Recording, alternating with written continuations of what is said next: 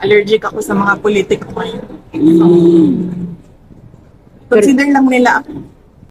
Vice President Inday Sara Duterte, allergic sa mga politikong kagaya kay Bungit na manlulukot, manbubudol, manggagamit at mga traidor, lalot na mga kawatan. Banta pa ng naturang Vice Presidente, mananagot ang mga kurakot pag siya ay naging Pangulo ng Republika ng Pilipinas. Sure talaga yan. Sure naman si Inday Sara magiging Pangulo eh. Magagalit na naman itong mga tanganista sa atin. Wala nga ho kayong pambato eh. Paano hindi maging Pangulo si Inday Sara? Ang tanging chance lang ho ninyo ay ma-impeach siya. Hindi nga ma-impeach. Kasi merong Senate pa, may impeachment court. Kung yan sa mga buhaya, ayan, tropang buhaya, kongreso, kaya yung budol-budolin ang taong bayan at ma-impeach ninyo dyan. Pero sa impeachment court, malabong-malabo yan mga convict, anak ng kaguwang eh.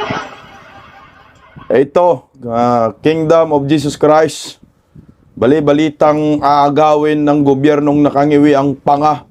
Pero KOJC, hindi ho ibibigay ang kingdom at kailanman ay hindi umano sila luluhod sa mga impaktong damonyo nasa gobyerno.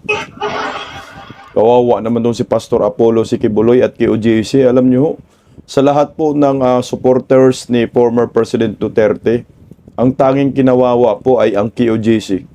Si Pastor Kibuloy is MNI. Pero believe rin po ako sa kanila.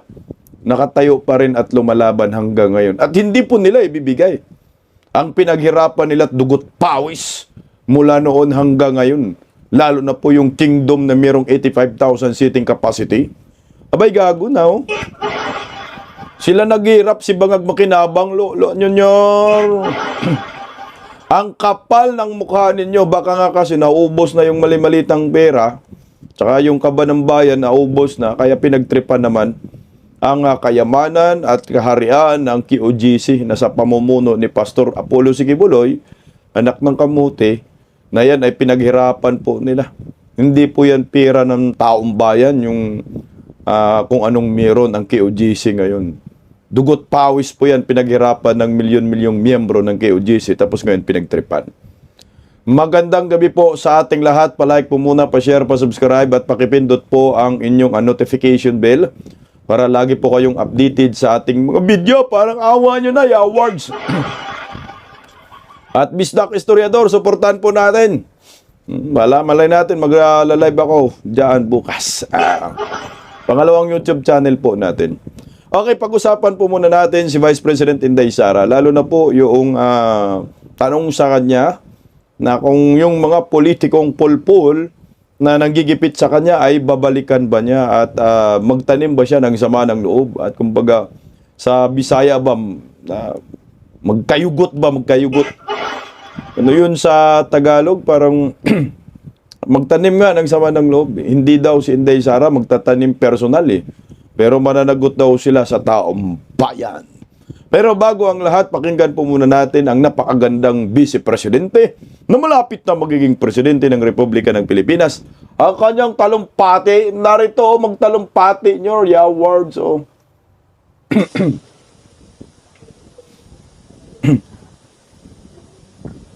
To former President and now Congresswoman Gloria Macapagal-Arroyo, to the officers of the Ayala Group of Companies, to our very important guests, mga kababayan, mga kaigsuunan kong Dagawenyo, Assalamualaikum warahmatullahi wabarakatuh. Madayaw, mayang adlaw, kaninyong tanan. Magandang araw sa inyong lahat. Unang-una nga po ang magtimbaya kaninyong tanan o isa ka mainiton na happy araw ng Davao, mga Dagawenyo.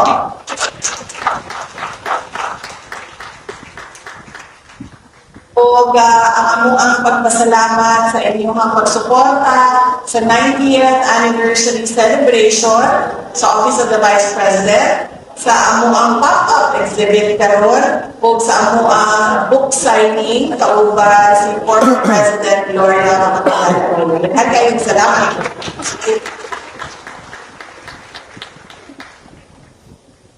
Davao City turns 89 this month. It's 1 year younger than the office of the Vice President.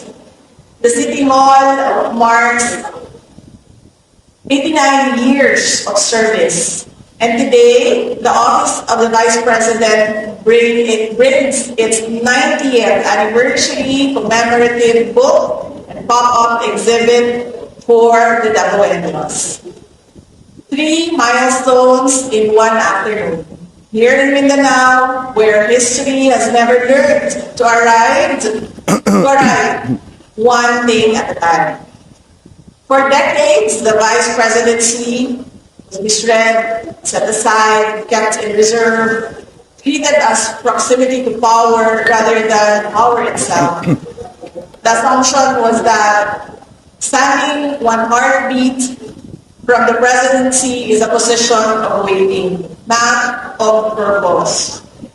That assumption is always wrong. Former President Arroyo is here, who is also a former Vice President, and she is the only person in this room who has held both posts. And I learned from the pop-up exhibit,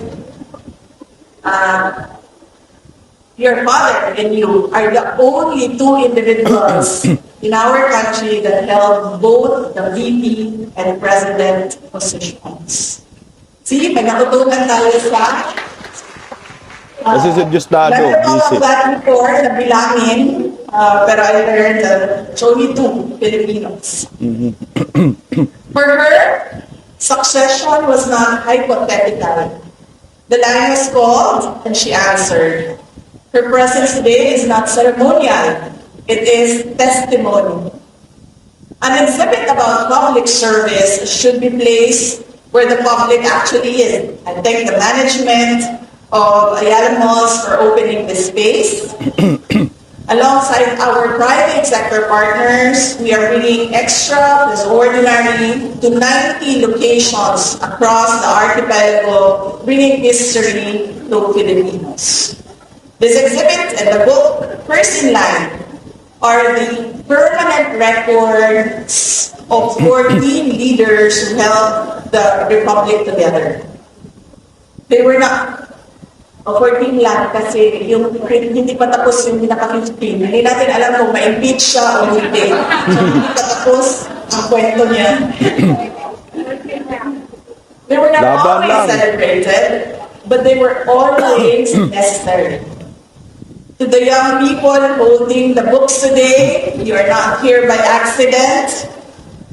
You sought out names from your textbooks, conveniently skipped. You looked past the glossy salaries and found the leaders who served in the shadow.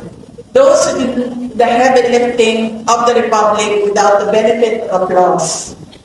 But I challenge you, do not stop at these pages. History is often written by the victors and edited by the comfortable. I dare you to dig deeper into the nuances and counter-narratives that have been pushed to the margins. A book shows a timeline, but only a patriot uncovers the truth between the lines. Study the decisions made by the VPs that were unpopular but necessary. Question the silence of the archives. Understand that our history is not just a collection of grand speeches, but a series of difficult, often messy, human choices. Wala na, presidente na talaga si Inday Sara, no? Pag mga ganitong klaseng leader, no, magsasalita, walang utal-utal. Walang wi, that. Parang robot sa Power Ranger, eh, may pag-asa tayo. Tuloy lang natin konti. I ask you to be the keepers of the record. Because every republic stays alive, not just because it has a past, but because its youth has the courage to to demand a history that is honest, complete, and unvarnished. Duty, continuity, legacy. Don't just read about them, defend them. Atong pananigdan ang dungog sa atong nasod. Let us stand for the honor of our nation. Mahalin natin ang Pilipinas para sa Diyos, sa bayan, at sa bawat pamilyang Pilipino. Shukran. Ayan po ang ating future President, Vice President Inday Sara Duterte, ang tamis ng ngiti. Inggit na naman ang mga bangagista rito. Wala nang makakapigil pa. Presidente na talaga yan. Ano pa ba paping? At wag nyo nang ipilit, no? At ay nakakatuwa nga ho, nandyan din si Gloria Lavandera. Tsaka maganda yung talumpati ni Gloria. Mukhang ang mangyayari dito sa lakas, mahahati talaga. Ewan ko lang kung mahahati. Baka nga wala nang maiwan sa lakas o sa akin lang walang maiwan pagdating ng presidential election 2028. Kasi nga, siyempre yung mga yan, malaking partido yan. Si Tambaloslos, salot lang naman dyan ito, maganda po noong yan nandiyan si Gloria Macapagal Arroyo. Mukhang magandang sinyalis po ito sa anib puwersa at makakuha po tayo ng maraming suporta dito kay Madam Gloria Macapagal Arroyo at sigurado po tayo pag tumakbo si Tambaloslos, ang susuportahan ni Gloria ay si Inday Sara. Aray ko, Tambaloslos! Siyempre, pag ikaw politiko, paano ka kakampi sa hindi winnable? Baklas tayo, dito tayo sa winnable. Tuloy dayo. I'm very happy to be here with all of you today for the pop-up exhibit and book signing of Vice President Sara Duterte. This gathering comes at an important moment in our national life, as the Vice President has recently declared her intention to seek the presidency.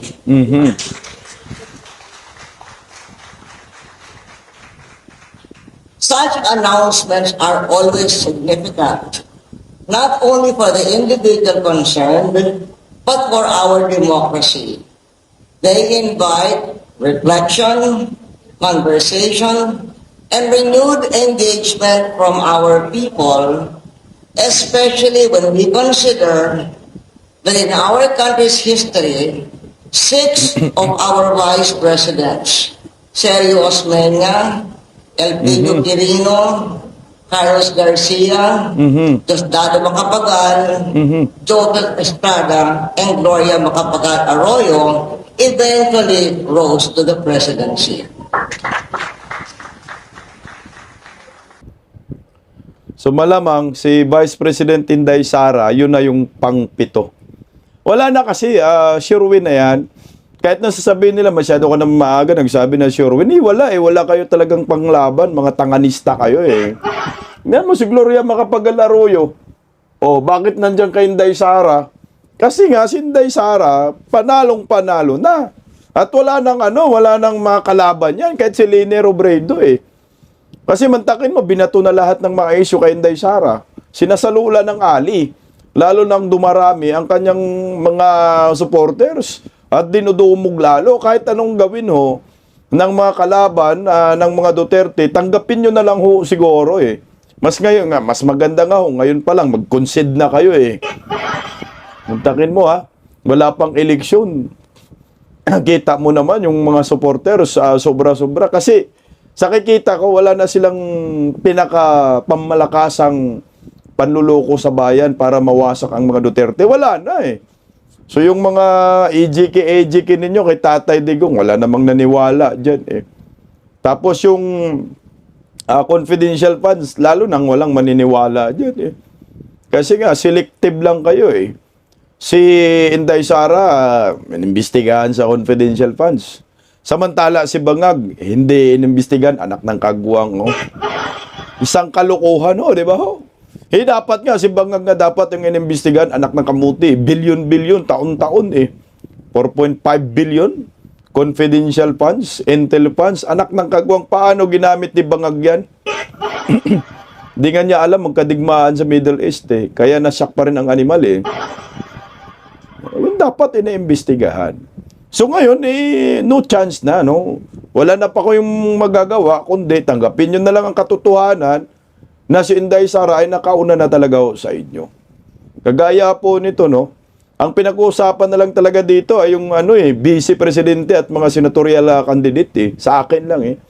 Pero kung ako naman na politician, gusto kong tumakbo sa pagka-senador, siyempre, la-line up ako dito kay Vice President Inday Sara Duterte. Kaso nga lang, sabi ni Inday Sara, allergic na daw siya sa mga politiko, kagaya ni Bangag, kagaya ni Tambaloslos.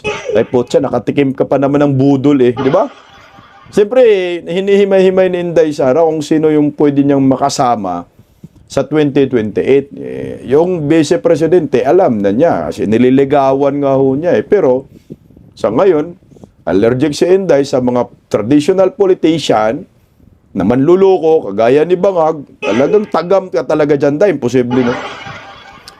Ano ba sa Tagalog yung tagam? Yung matututo ka na ba? Huwag ka nang sumama sa mga ganitong klaseng tao. Lalo na si Manggaday. Si Mangga yung may dahilan yan eh. Kaya nagago rin yung KOJC dahil kay Mangga eh. O ito, pakinggan natin yung interview kay Vice President Inday Sara at komentuhan po natin. Narito po. So how are you considering them, Vice? Allergic ako sa mga politiko ngayon. Consider Teka lang, ulit natin kasi nasa mid ako eh. Ito. So how are you considering them, Vice? allergic ako sa mga politiko ngayon. Consider lang nila ako. So mga ilang sila biktima naman, including Attorney Bronson. Apat na. Ibig sabihin sa'yo pa ba? Manimaan ka? Isa. Doon muna, bago tayo lalayo, maganda pag-uusapan yung sabi niya. Allergic ako sa mga politiko. At meron na daw siyang nakausap na senatorial. 4 na daw yung napili niya. Including Rowena Guanzon. So kasama si Ma'am Rowena dyan. Team Sara na, 3 na lang. Yung 3 na lang yung hindi natin alam. 12 man yan, di ba? So sa 12 may 4. So sa 4, merong isa na sigurado si Attorney Rowena Guanzon. Congrats, Attorney Rowena Guanzon. Napili ka pala. Swerte mo. Senador ka na.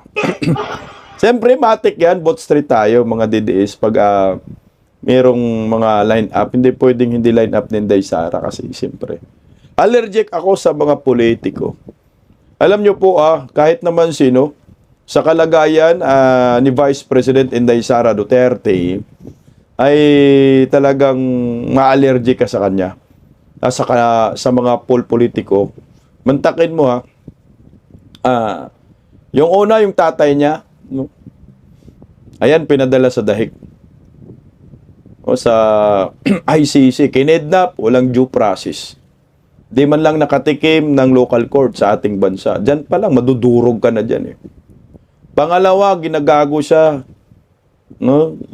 Nakpropaganda sa kanya, sobra-sobra. Sinabing kurakot daw. Ngayon, pina-impeach. Ngayon, meron na namang impeachment. Tuloy-tuloy ang paninira sa kanyang pamilya gamit si Trillanes. Talagang magagalit ka talaga. Personal, no? Nagalit sa kanyang pamilya. Bukod pa yung ginagawa ng mga animal sa kaba ng bayan. Tapos yung lahat ng mga supporters ni Vice President Inday Sara ng mga Duterte, ginagago. Pangalanan natin yung ginagago nila, Attorney Harry Roque. At ang pinaka-tinamaan po ng mga supporters ng mga Duterte ay ang KOJC, Pastor Apollo Sikibuloy, Kingdom of Jesus Christ, at Isiminay. Mantakin mo yan. Siyempre, napapahiya dyan si Inday Sara. Kaya nga, di ba, naalala natin, pumunta yung KOJC SIDS. Pumunta talaga si Inday Sara sa KOJC compound. Nagsalita siya doon. Nang humingi siya ng tawad sa KOJC. Patawarin niyo ako, di ba? Ang gaba, dili magsaba. Talagang dili magsaba. Humingi siya ng tawad sa KOJC kasi nga, Mantakin mo, papadalhan ka ng bata-batalyong mga sap. Akala mo naman terorista si Pastor Kibuloy. Ginago yung compound. Ginago yung simbahan. Mantakin nyo yung pinakasimbahan nila. Ginagawang headquarters ng hinayupak ni Tory. Di ka ba masasaktan doon? Talagang magagalit ka talaga, di ba? Madadala ka, no? Sa mga politikong nanggagago sa'yo, nanggagago sa pamilya mo, nanggagago sa tatay mo, at nanggagago sa mga supporters mo, mga kaibigan mo, ng mga religious sector. Ito yun eh. Kaya normal ho yun, madadala ka, allergic ako. Lalo na kay Bangag, anak ng kagwang na yan. Budol! Sinungaling! Talagang maging allergic ka. No, ngayon, ang tanong dito, kasunod, ang sabi ng tanong dyan, magtanim ka ba ng sama ng loob? Kumbaga, maghihiganti ka ba sa mga politikong nanggagago sa pamilya mo? Narito yung sagot ni Inday Sara. Sa pong mga ni Tridor sa inyo. Hindi ka mo daw. Dili. I don't take it personally. Kasi, para sa akin ba, yung ginawa nila sa akin, personal yun sa akin. So, bilang isang politician, natural na ganun ang gagawin sa iyo. So, wala lang yan sa akin. Pero ang ginawa nila sa bayan, yung corruption at yung abuso nila, hindi yan personal sa akin. So, hindi natin yan palalampasin. Patay kang iwi. Ang galing ng sagot dyan, Inday Sara. Gusto ko po yun, no? Kasi meron din mga sensitive din naman kasi ng mga Pilipino. Sasabihin na, tatakbo ka lang, Day, sa pagka-pangulo dahil gusto mo lang maghiganti. Kasi di mo naman mawawala rin sa ating mga Pilipino na di mo maitanggi na ginagago talaga ang mga Duterte ng gobyernong Marcos. So, hindi maiiwasan na yun yung masagi sa isipan ng mga botante. Pag iboto ko po ito, baka maghiganti lang. At hindi, ang tawag dyan, makapokus sa pagkapangulo. Pero iba si Inday Sara, inunahan na kayo ha. Wala yan sa akin, hindi po ako magtanim ng sama ng loob. At hindi ko sila babalikan. Personal sa akin. Pero, yung mga ginagawa ho nila sa taong bayan, kagaya ngayon, pangungurakot at paglilimas sa kaban ng bayan, may paglalagyan kayo at hindi niya ito papalampasin. Iyak na baki! Kasama ka na Martin Romualdez Tambalos, Bangag, Sandro Marcos. Uubusin talaga kayo. O, tuloy natin. Itong sinasabi ni Inday Sara, isa pang interview, may katanungan pa. Yung vice-presidente. Kasi ang sabi nga ho niya, may kausap siyang vice-presidente. Ang trabaho, manghuhuli lang ng mga kurakot ngayon. No? Noon, ngayon, at bukas yun yung trabaho. So wala kang takas itong IWM. Pero personal, wala siya dyan, out siya dyan. Pero pakinggan natin. As I mentioned, noong episode ng Ibalik ang Tapang at Malasakit, nabanggit ko noon na meron akong nirecruit last year. Does it mean na yun na rin? But hindi pa siya nag-decide kung tatakbo siya for vice president or hindi. So, antayin na lang natin yung desisyon niya. Huwag na lang natin siya guluhin. Huwag na natin siya pangalanan kasi baka atakihin siya, sisirain yung pangalan niya. So, pabiyaan natin siya mag-desisyon. Sos, kung sino ka mang kinausap ni Vice President Inday Sara, anak ng kagwang, wag ka nang magdalawang isip pa. Matik, Vice Presidente ka. Los. Tagi ka, magdadalawang isip ka, sir, ma'am. Sa pag-imbita ni Inday Sara, awards. Sayang, yung pagiging Vice Presidente, sure win ka. Kay Inday Sara, maniwala ka kung sino ka man, no? Pwede ka naman mag-uuna. Kasi pag hindi ka mag-uuna, mapalitan ka pa, aray ko, sayang. No? Kasi tayong mga didis, kung sino yung sasabihin ni Inday Sara maging Vice Presidente, talagang suportahan natin. Huwag lang si Manggabu ang talaga. Kaya malamang nadala na si Inday kay Mangga. Huwag lang si Mangga, manggagamit ang buang awards ka, manggagamit ka. Di ba, Amy? Huwag lang. Pero ako sa akin, kung sino man yun, palagay ko lalaki. No? Lalaki to kasi siyempre, sabi, kailangan matapang. Umuo ka na, ngayon pa lang. Para naman si Inday Sara ay hindi na mag-iisip ng kung sino pa ang magiging vice presidente niya. Umuo ka na, sure win ka. Kung sino ka man, nanonood ka man sa akin, tsamba, kung nakapanood ka, no? Grab mo na, sir, yung opportunity, sir. Pinili ka na hindi, niligawan ka, isa lang ang ibig sabihin yan, qualified ka, magiging vice-presidente. Qualified ka sa magiging corruption czar. Kasi yun man trabaho mo, maghuli ng mga kurakot, no mercy. Ipakulong kasama yung tropang malita. Kasi hanggang ngayon, yung tropang malita naglilimas sa kaba ng bayan. Oh, ito, hinggan natin uli kasi na-interview si Inday Sara sa tropang malita dito Malamang may malita na naman na dinidistribute ang mga animal. O, pakinggan natin si Inday. Ay, sa tingin mo, another round of maleta na po ba ito for against you? For the impeachment? Antayin natin, tapos kunan natin ng picture, tapos ilabas na naman natin yung pictures kung merong mga bagong maletas na lalabas.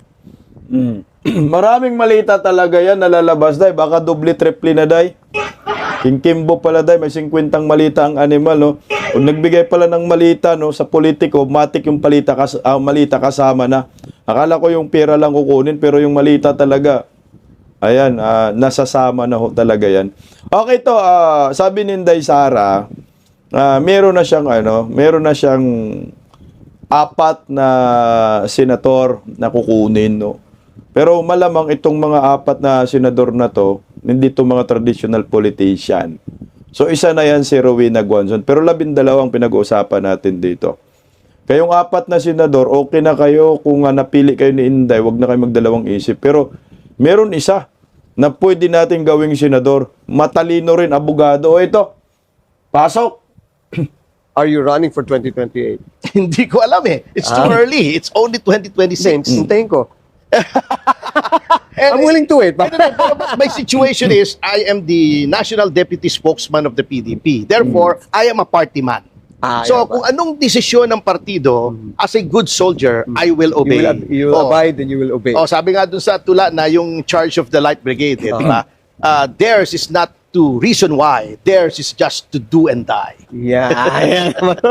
kaya ang galing mo sumano, pare. Kaya miski mga babae, pare, na smitten sa mga Cyrano de Bergerac. with the looks and the charm. The English major kasi ako kaya nabasa ko lahat ng mga tula niya. Ako sa akin, tinuloy ko lang kasi hindi ako mapatawa kasi mahalakak ako Okay, ako sa akin gusto ko po itong si Attorney Topacio, sa akin lang. No? Attorney Topacio, Attorney Guanzon, Attorney Jamie Bundok, yung Duterte 10, no? Sama na rin si Attorney JB Hinlo. Pero iwan ko lang kung mahatak pa si Attorney JB Hinlo. Medyo mahina talaga si Attorney JB Hinlo sa public Attorney Torion, yan, pwede. Mga abogado, Attorney Torion. Basta yung Attorney Rodriguez, yun, mga ganyan, mga abogado talaga. Isama mo na rin si Pastor Apollo Siquibuloy kung gusto, no? Para maganda yung magiging balanse naman yung line up ni Vice President Inday Sara Duterte. Kasi ako, sa akin lang pag dinala ho ni Inday Sara ang mga to, paniguradong panalo na. Wala talagang kambyo ito. Sure win talaga. Kaya kayong mga naka-line up na ngayon kay Inday Sara, umayos kayo ilaban po natin ang bayan at hindi lang mga Duterte, kundi ang maraming Pilipino. Kasi nga, kagaya po ng KOJC, believe ako, hanggang ngayon, naninindigan pa rin po sila at nagmamahal pa rin po sa bayan is MNI, di ba? Na ang balita nga natin ay balak po kunin ng gobyernong nakangiwi ang ang mga ari-arian ng KOJC. Lalo na yung kingdom na ito, pinagtripan talaga ni Bake, no? Pero ayon naman po sa mga miyembro ng KOJC, hindi sila papayag. Naluluhod po sila ng basta-basta lamang dito sa gobyernong nakangiwi ang Nang sabi ko nga sa inyo, no? si Pastor Apollo Sikibuloy at ang KOJC ang pinakakawawang collateral damage. Tingnan nyo. Di ba nakukontento tong mga demonyo? Di ba, Nyor? Si Pastor Kibuloy, yung gawa-gawang kaso, matagal nang nabasura, binuhay ni Boyeng. At ngayon pinakulong, walang mga ebidensya, puro chismis. Ngayon nakadetain ngayon sa BJMP sa Pasig. Oh, ito makatwiran. Di ba ako nakontento? Yung isang religious sector, kinuhaan po ninyo ng leader. Nangungulila na sila. Ilang taon na. Magdadalawang taon, tama ba? Nangungulila ho sila na. Dito, kay Pastor Apollo Sikibuloy. Na wala naman po silang ginawang masama. Hindi naman po sila nagnanakaw sa kaban ng bayan eh. Yung kasong rape, wala namang ebidensya, puro chismis na basura nga ho yun eh. Mantakin mo, rape yung kaso, pero ang trip ng mga animal, itong ari-arian ni Pastor Apollo Sikibuloy ay ng KOJC. Hindi kay Pastor yan ha. Kasi nga, ang ari-arian ng KOJC hindi naman nakapangalan kay Pastor Apollo Sikibuloy, kundi nakapangalan po sa lahat po ng miyembro ng KOJC. Baka isipin po kasi ng mga bumabatikos kay Pastor Apollo Sikibuloy ay kayamanan ni Pastor Apollo Sikibuloy. Hindi po. Lahat po yan ay nakapangalan sa miyembro ng KOJC, hindi po kay Pastor Apollo Sikibuloy. Tapos ito, aagawin ninyo mga animal kayo? Dugot pawis yung pinaghirapan po yan ni Pastor Apollo Sikibuloy at ng KOJC. Pero hindi ho sila papayag na basta-basta lamang bibigay dito sa gobyernong ito. Huwag nyo po, sir, ibigay yung kingdom. Hindi po yung pinaghirapan ni Bangag. Na ayon sa isang abogado, itong si Bangag, no, nagmistulang merong private army, pinakamalaking private army, na kinidnap, na kumidnap kay Tatay Digong at narantado dito sa KOJC. Diba, nagpadala ng napakaraming sap. Yan ang nagawa ni Bongbong Marcos. Pakinggan natin yung abogadong ito. Narito. Yun ang pinakamalaking, presidente ang pinakamalaking, anong tawag dyan, yung private army dito sa Pilipinas. Buruin mo, nakakapagpadampot ka ng tao na walang warrant, nakakapagparid ka ng simbahan na walang valid warrant, yung ginawa nila kay Pastor Kibuloy. Kaya na, pag presidente ka, kaya mo yun, kahit walang tamang legal na dokumento. Kaya natin binibiyak ang kapangyarihan na yan ng Pangulo at Kongreso para hindi na wala nang warlord president. You know, yung mga maliliit na warlord na mayor, warlord na governor, pag nag-federal tayo, kaya na supulin ng army yan, nahahawakan naman ng presidente. And at the same time, ito yung mga pagbabago hinanap na in-offer ng Pangulong Duterte noon. Kaya lalong dumami ang kanyang suporta dahil yung mga corrupt at abusadong opisyal, mas madali nating ma-hold accountable sa isang parliamentary form of government dahil kunyari ang speaker corrupt, ang presidente or ang head of state corrupt, kahit ngayon pwede nating paltan yan at every week haharap yan sa kinatawan at for a question hour at ang lahat ng mga corrupt na opisyal antemano pwede kaagad i-relieve at tanggalin. We don't need to wait for 6 years again to impeach a bad president kung tayo ay parliamentary form of government. Kaya po si Ma'am Sara is very popular. Her name is written all over the walls na kung ngayon ng eleksyon, siya na presidente. Kung mag-resign si BBM, siya naman talaga ang presidente. Kung for whatever reason, ayaw na niya dahil magulo na, may sakit na siya, nahihina na ang katawan niya, ayaw na niya. Constitutionally, Sara will assume. Pag ngayon na nag-eleksyon at nakikita natin na hanggang 2028, kung ito ay masusustain, she will become president. Why? Because the Filipinos want the restoration of the fight against drugs, corruption, criminalities, and the systemic reforms that were being discussed during the term of President Rodrigo Duterte. Ayan po, yan ang maliwanag dyan. May private army ang animal. Yun yung ginamit pag kidnap kay Tatay Digong at pag lusob sa KOJC. Narito po ang pahayag ng isang miyembro ng KOJC na si Sir Jason Rubrico. Basahin ko lang po. Ang sabi niya dyan, way back in 2013, my mother and I were looking for a school in Davao City where I could pursue my college studies. My parents suggested several prominent schools in the city, but none of them truly encouraged me to enroll there. Out of options and already feeling desperate, my mother suddenly said, ito Bisaya, Tagalog natin, bakit hindi mo subukan ang school na nandyan sa kilid sa Davao City International Airport? So ito na yung Jose Maria. Hearing this, I was shocked. Eskwelahan sa gilid sa airport? Curious, we decided to visit the place. And to my surprise, there was indeed a school. The moment we entered the compound, something I did not yet know, and that time was also the home of thousands of KOJC missionary workers. I felt something I could not explain. I can still vividly remember that moment. I saw the beautiful KOJC compound, the manicured gardens, the clean streets, and the peaceful atmosphere. To sum it all up, I fell in love. I fell in love with the place, the atmosphere, the compound, a place that would later become my home.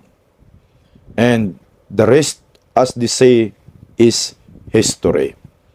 It has now been 30 years since I enlisted myself in the full-time ministry. Through the teachings of our beloved Pastor Apollo C. Kibuloy, I came to understand the real meaning and purpose of life. Many of my fellow workers have been with our beloved pastor since the very establishment of the ministry. They walk with the Son with faith and obedience. They witness the building of what we now call home. A home built through the unity, sacrifices, sweat, and tears of kingdom citizens.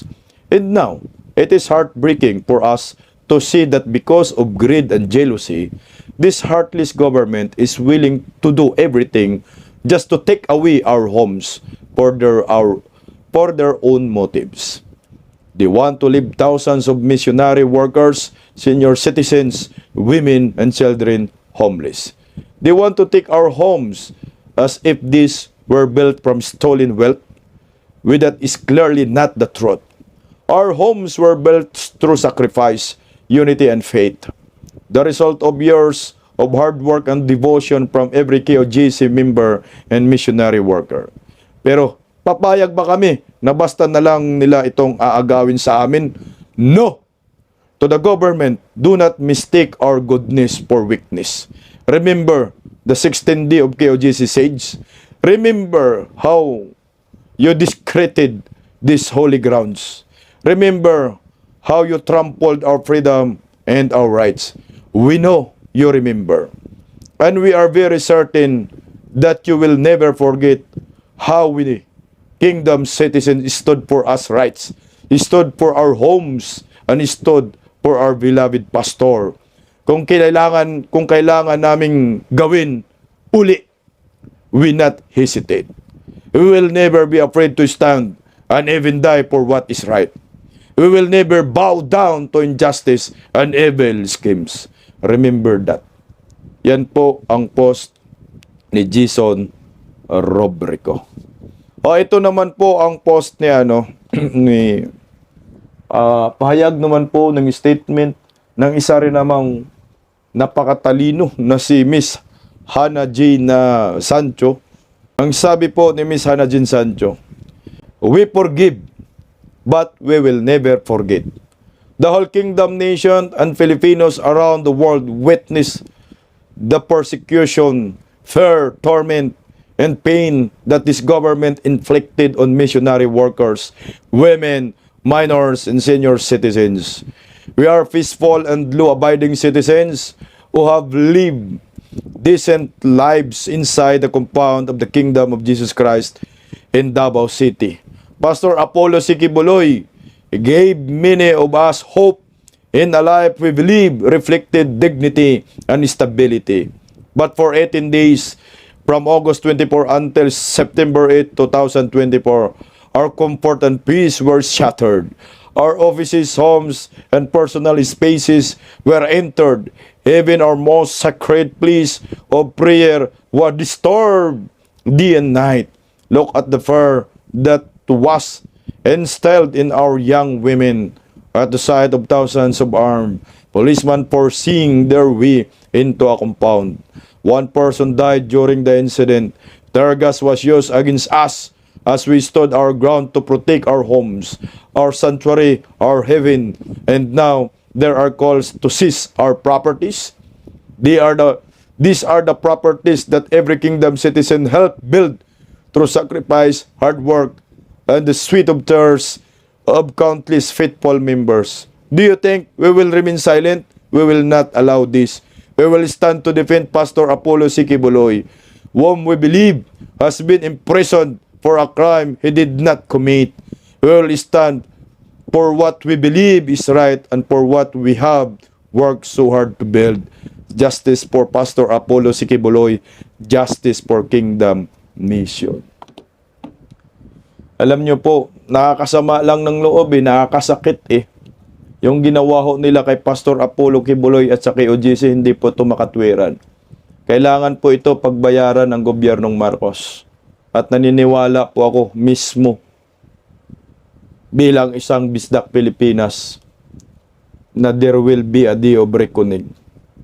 Magbayad ang lahat ng may kasalanan sa maraming Pilipino, sa mga Duterte at sa isang religious sector na wala mang ninakaw na pera sa kaban ng bayan na ginagago ng gobyernong Marcos. Tandaan nyo yan, mga bubonistang tanganista ni Bangag. Paggising sa umaga, tanghali at gabi, nakikita ko ang post niya, ang hapdi. Paano nga ba to? Di ako makatanggi. Watch ko na lang at isipin ng mabuti. Bisdak Pilipinas. Bisdak, tinig ng katotohanan. Sa bawat vlog may laban sa kasinungalingan. Mulat ang mata, gising ang masa. Bisdak Pilipinas, para sa bayan, gumigising sa diwa. Sa likod ng kamera, tapang ang dala, walang sinasanto kung mali ang gawa. Hinay-hinay, pero palaban. Boses ng tao sa digital na labanan. Bisdak, tinig ng katotohanan. Sa bawat vlog may laban sa kasinungalingan. Mulat ang mata, gising ang masa. Bisdak Pilipinas, para sa bayan, gumigising sa diwa.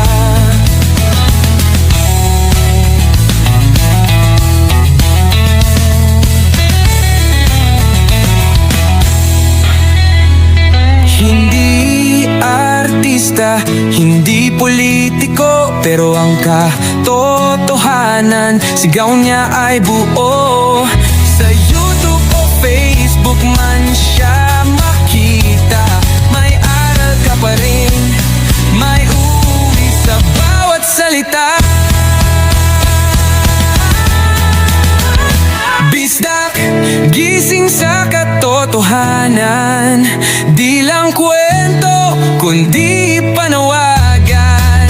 Sa bawat Pilipinong naghahanap